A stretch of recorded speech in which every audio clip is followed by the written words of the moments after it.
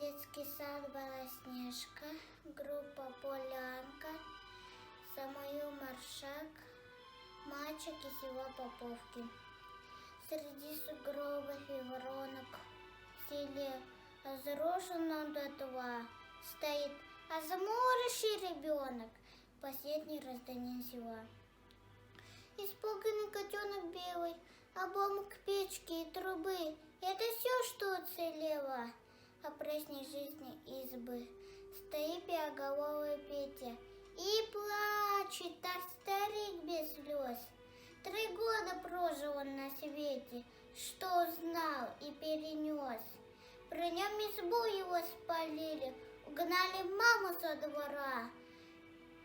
Наспех вырытой могиле лежит убитая сестра. Не опускай, боец, винтовки, пока не отомстишь врагу. Закрой впройдую Поповки из-за ребенка на снегу.